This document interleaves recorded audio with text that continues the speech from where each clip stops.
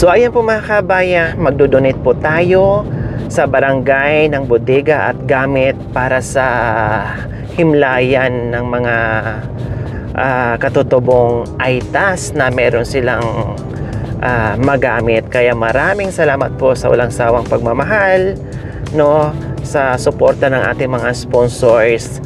Hindi lang isa, dalawa, tatlo, kundi maraming tao ang napapasaya natin sa araw-araw. So last few months po kasi mga kabayan, kasagsagan po yon na sobrang busy po natin, no. Gabi na po yung mga kabayan, pababa kami. Kung hindi pa ako nagkakamali, siguro mga around 10 PM, no, ay may napara po sa ating mga kabayan. At syempre kinausap po natin, akala ko anong problema. Yung pala ay naglambing po sa atin na sana daw po mga kabayan na magkaroon sila ng bodega, maliit na bodega mga kabayan, at gamit para pang nicho, no, or libingan mga kabayan, para sa kanilang barangay ay halimbawa merong isang pamilya na namatayan, ay meron silang gamit na mahihiram, no, na gamitin nila halimbawa pang bungkal. Meron kasi tayong mga almost naman kasi mga kabayan, yung ating mga katutubong aitas na hirap sa buhay, kumbaga kailangan nilang pangbungkal, semento, hollow blocks, etc, etc, etc. So sa kagustuhan po ng purok leader, no, ay magkaroon sila ng bodega at gamit para pag may namatayan ay merong mahihiram pangkalahatan, no, which is good po yung mga kabayan, pangkalahatan, at hindi na problemahin ng barangay at hindi na problemahin ng pamilya, no, na namatayan.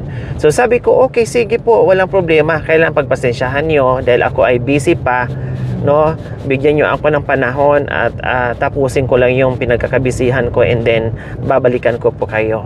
So this time po mga kabayan, nakausap ko na po si Kuya Roy and Ate Kati. Sila po yung purok leader po mga kabayan, no, kinausap ko na sila. Sabi ko okay, i-go ko, and then sa katunayan po ay papunta po tayo ngayon sa hardware at nakatawag na rin po tayo, no, pinahanda na po natin para bayaran na lang po natin pagdating natin sa hardware. Kaya okay, pasalamat pa rin po tayo mga kabayan kasi may mga tao pa rin good Samaritan like sa ating purok leader na kagustuhan niya para pangkalahatan na mayroong magamit, diba? Kasi sila naman po dito mga katubong aitas mga kabayan ay libre po ang kanilang kabaong, o kahit naman sa atin din sa UNAT, no, may mga bayan po mga kabayan ay nagbibigay ng libreng kabaong po. So syempre libreng kabaong, hindi naman libre yung materyales, ikaw na ang mag provide nun, no, and then yung iba ay humihingi ng tulong sa barangay. Kaya ang ginawa natin ngayon ay bibigyan na po natin sila para kahit paano ay malaking bagay po yun sa kanila na hindi na nila problemahin. Kaya bibili tayo ngayon ng materyales.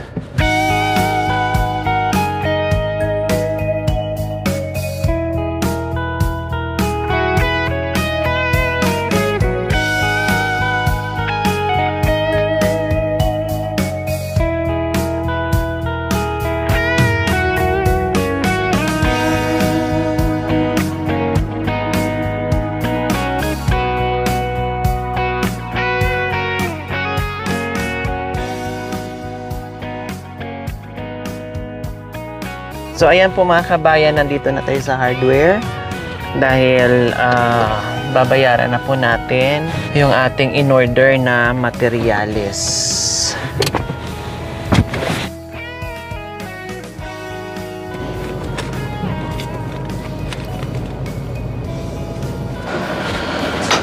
Hi! Good afternoon po. Nandito po ako mulit. Magkano po yung utang ko?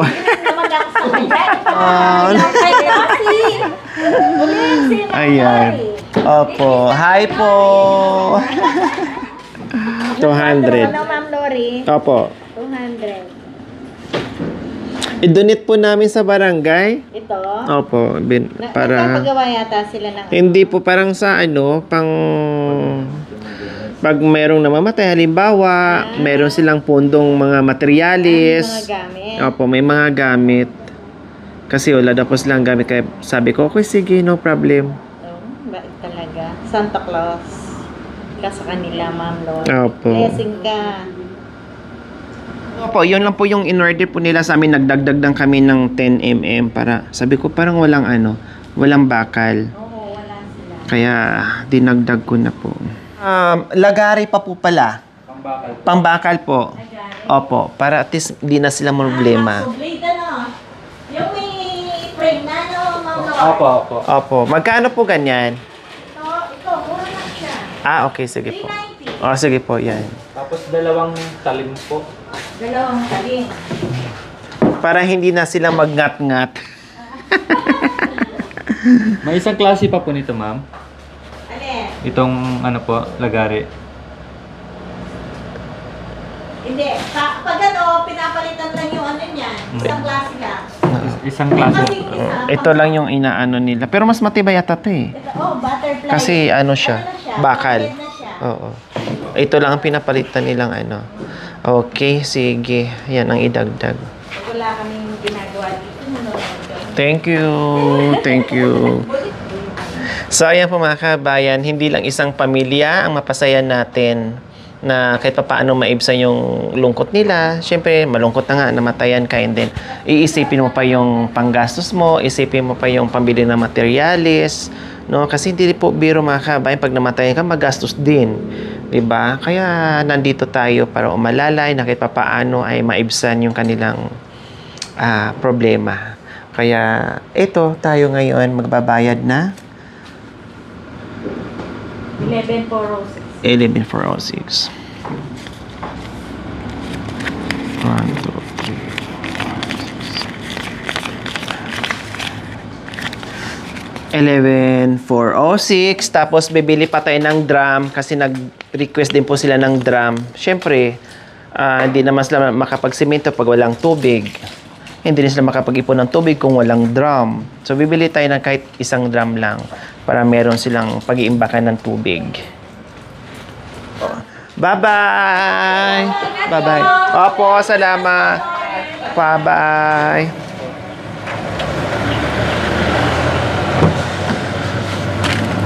A few moments later.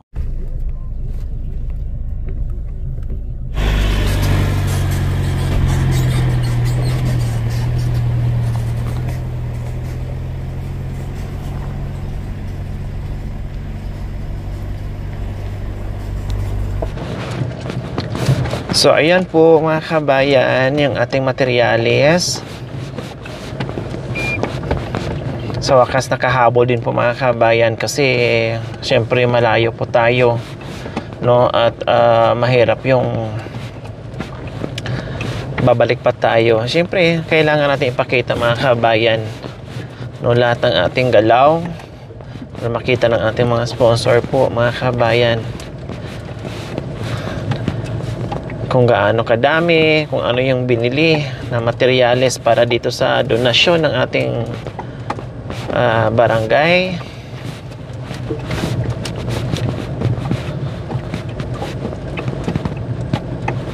Tamang-tama po mga kabayan, yung order natin isang deliveran lang, no, isang hatiran na po mga kabayan. Kasi hindi rin po sila nagkakarga ng marami, kahit sabihin mong malaki yung truck nila, lalo na kung dadaan doon sa paahon na sobrang tarik po talaga mga kabayan. Mahirapan kahit nga sasakyan ng barangay ay muntik nang gumulong doon sa bangin po mga kabayan. Muntikan na, buti na kahit papaano ay nasalo sila sa puno ng germelina, kahoy or melina.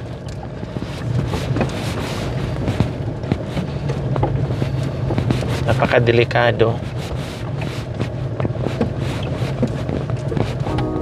Siyempre po mga kabayan, magpapasalamat po tayo sa ating walang sawang pagmamahal ng ating sponsor po, Ate Tensi Kalina from California, and from Tita Juji. Maraming salamat po. No, muli maraming salamat Ate Tensi Kalina from California. Nagpaabot po ng 5,525. And from Tita Joji, 5,000. So ang nabili po natin ay more or less 11,000 po mga kabayan. Kaya maraming salamat po sa ating pioneer sponsor po mga kabayan na palaging nandiyan dyan nakaalalay sa ating munting adikain. Marami tayong mapapasaya ngayong mga kabayan. Marami tayong matutulungan dahil marami po ang makinabang po dyan. No, dahil sa para po yan sa namatayan dito sa barangay. No, yan po yung ating maibahagi, no, dito sa ating barangay para may magamit, lalo na doon sa mga namatayan na wala po talaga mga kabayan, no, na walang maasahan. Meron nga po sa kabilang barangay po mga kabayan may sakit, no. Alam siguro yun sa sarili niya na hindi magamot, walang pera, no. Kaya ang ginawa ata ay nagpakamatay na lang po mga kabayan sa sobrang hirap ng buhay. Siguro hindi nakayanan yung problema na hirap na nga ang buhay tapos may sakit ka pa, no. Kaya siguro iniisip na niya tudasin yung kanyang buhay mga kabayan para wala ng problema.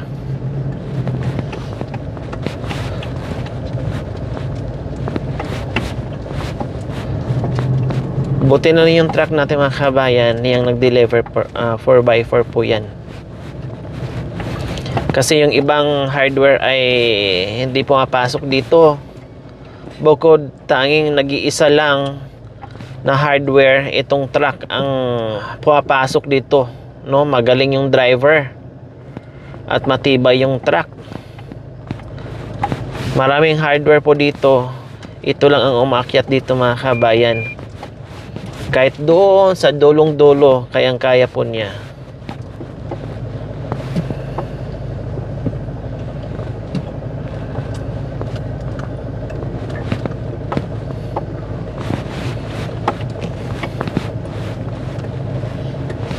Siyempre matutuwa din dyan si Kapitan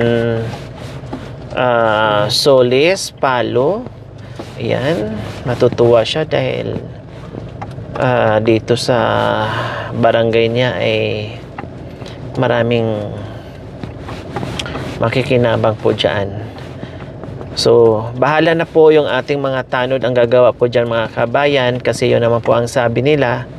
Ang gusto po nila is maibigay lang natin yung kanilang hinihingi, which is yung mga materialis. Yung paggawa, wala na po tayong problema, no, dahil sila na po ang magbayanihan. Yung mga barangay tanod, sila na po ang gagawa ng bodega.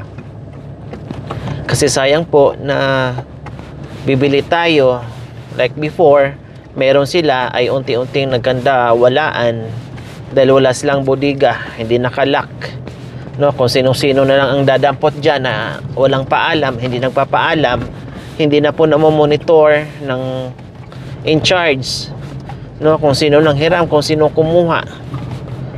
Kaya mas minabuti po na mga kabayan na maglagay ng bodega para sa lahat ng gamit na hindi po mawala.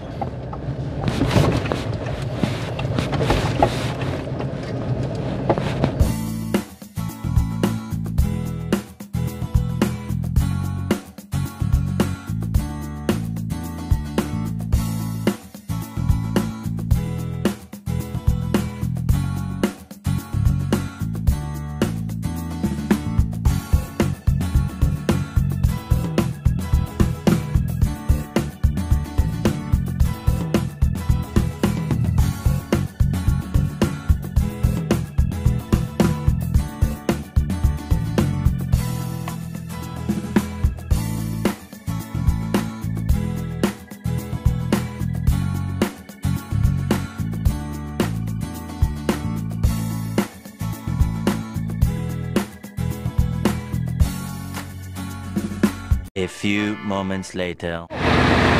So ayan po mga kabayan, nandito na tayo. Madiskarga na po natin yung ating mga materyales.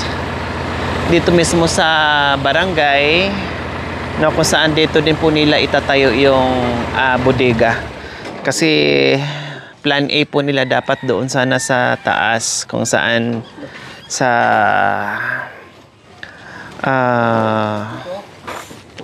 sementeryo. Kailang sabi ko baka kasi mawala po doon, no, or sirain, no, mawala, masayang naman yung effort ng ating mga barangay tanod. Kaya sabi ko dito na lang sa barangay mismo, at least mamonitor, mabantayan. Malaki naman yung space dito mga kabayan, kaya dito na nila gagawin yan.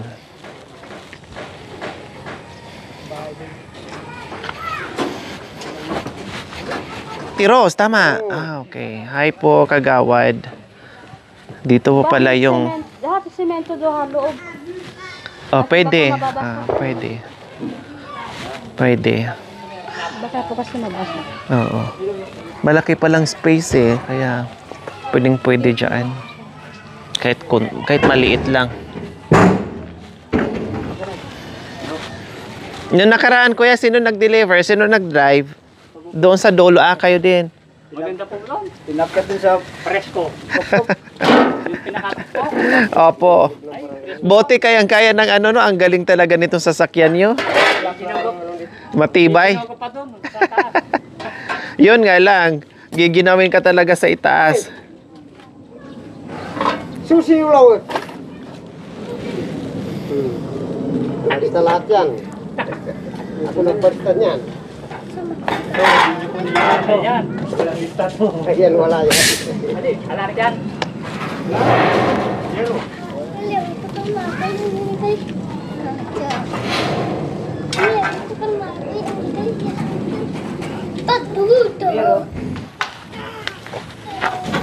Ito lang yung drum na in-order ko.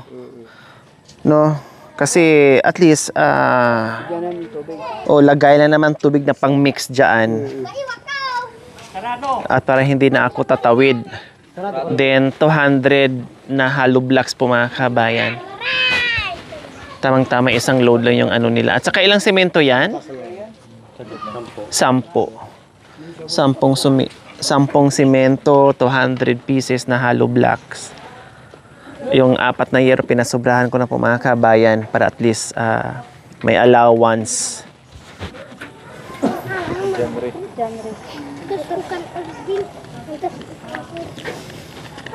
Saban na ba? Pwede. Libre ako din sa pinumulan eh. Ilagay natin sa loob yan. Oo, wala ka pa ng lisensya.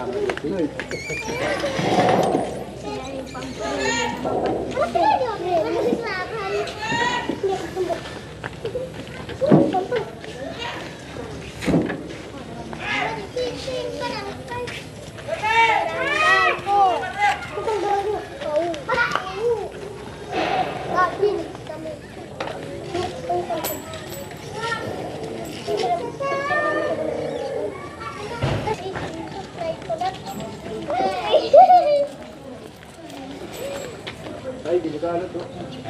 Bubagsak yung ay doon. Tayo yun lang. Bubagsak to, yan. So ayan, baba na natin yung ating 200 hollow blocks. 200 pieces na hollow blocks po mga kabayan.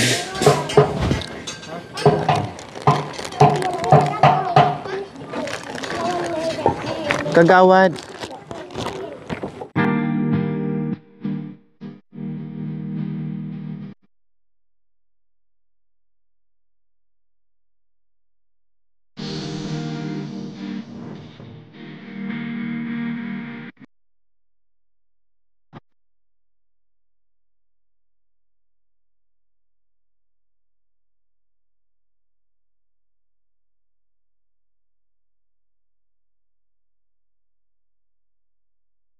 So malayo nga lang no sa sitio ay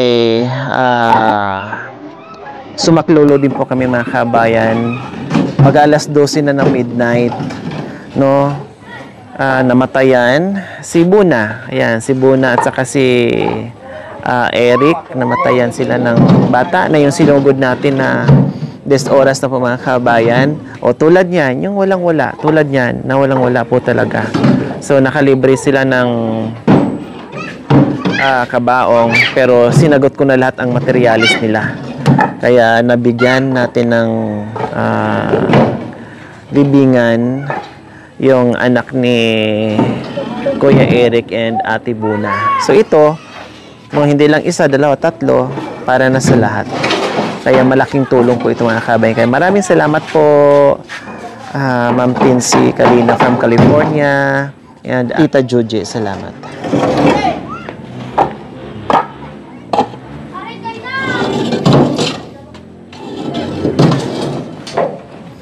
Mauna na kami ha.